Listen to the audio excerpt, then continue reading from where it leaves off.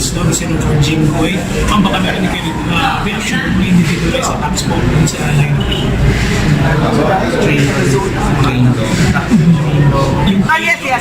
of isa pa yan. Yes, inaatake nila yung train law. Ang dami-dami nilang sinasabi about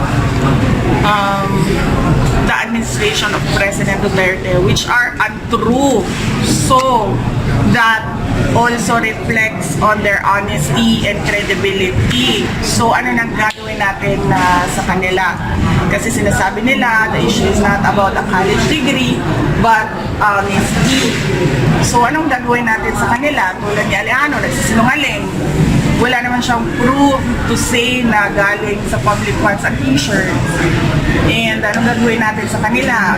Na they deliberately say false statements on stage about against the administration of President Duterte.